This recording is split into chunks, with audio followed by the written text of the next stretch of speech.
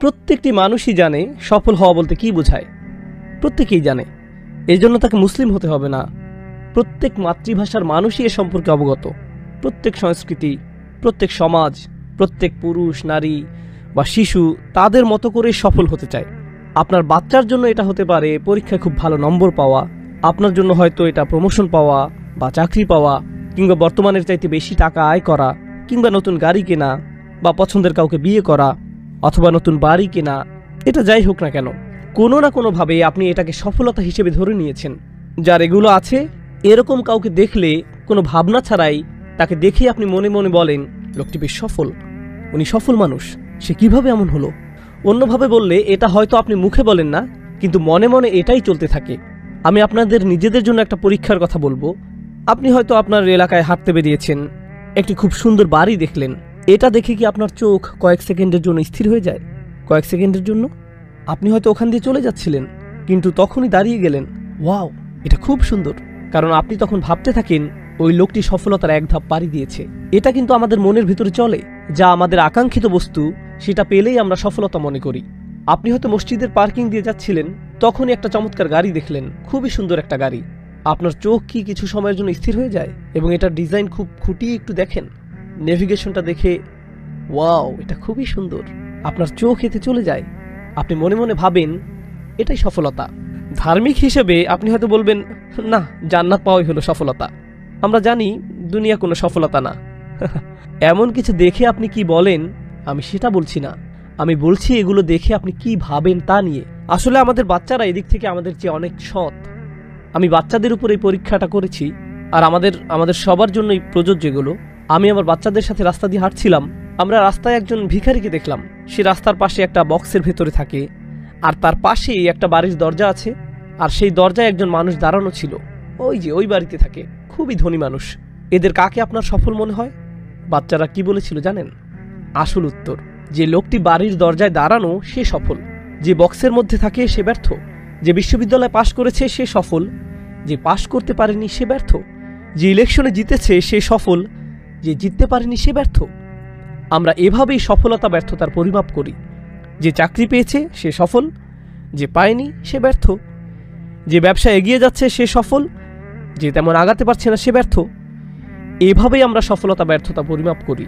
এভাবে ভাবাটা খুবই স্বাভাবিক, কিন্তু আমরা এই সূরায় খুবই ভিন্ন কিছু জানতে পারছি।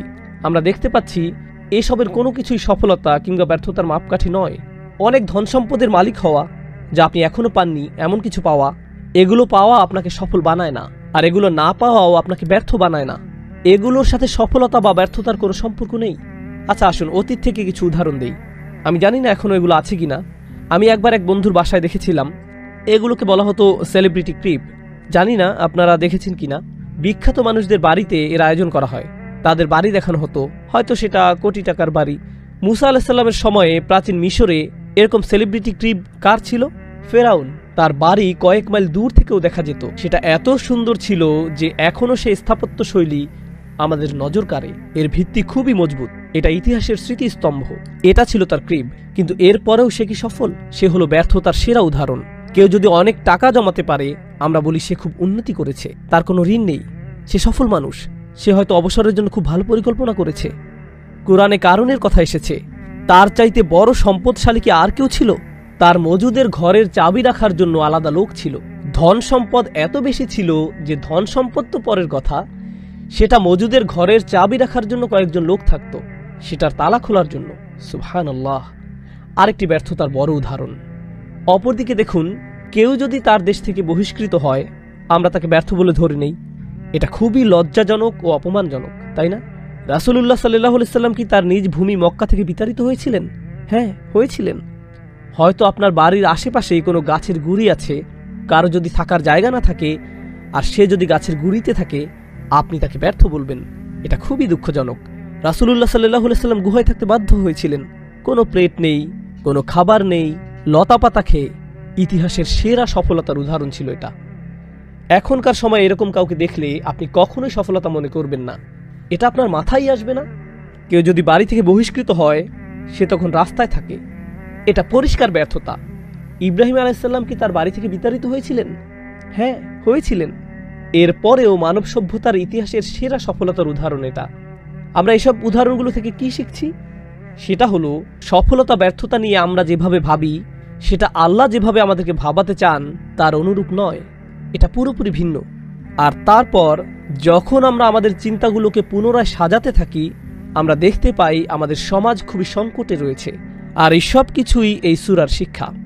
আজকের সমাজে, আজকের বিশ্বে কিছু বিষয়কে সফলতা হিসেবে ধরা হয়, আর আপনাকে একের পর এক বলা হয় এগুলোই হলো সফলতা। অন্যভাবে বললে, সফলতার ভুল সংজ্ঞা আপনার দিকে প্রতিনিয়ত তীরের মতো ছোড়া হচ্ছে। আপনি কিছুই করতে পারবেন না।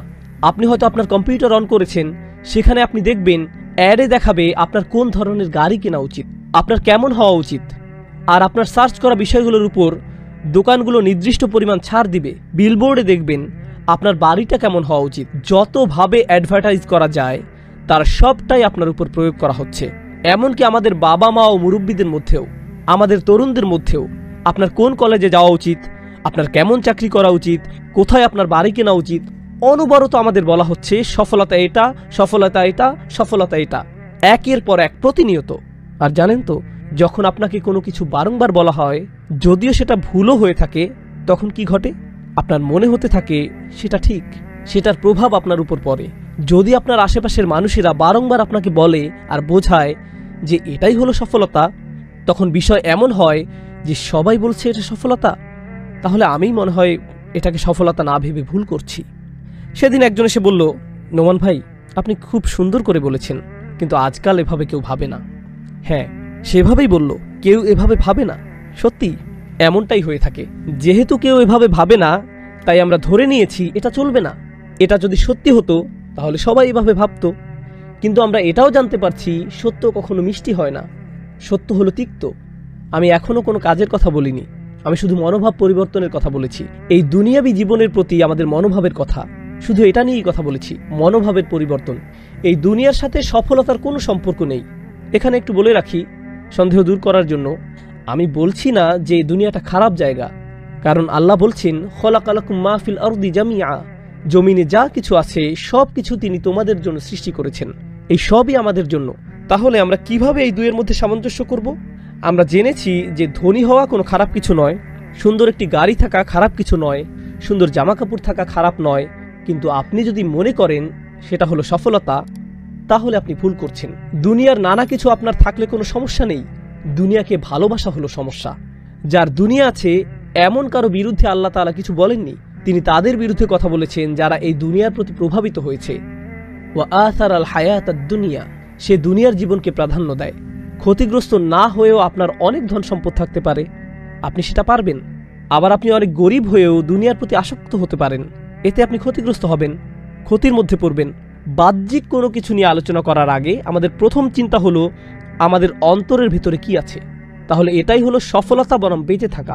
এতক্ষণ আমরা জানলাম যে আমরা কিভাবে সফলতা নিয়ে আমাদের ধারণাগুলো পুনরায় সাজিয়ে নিতে পারি।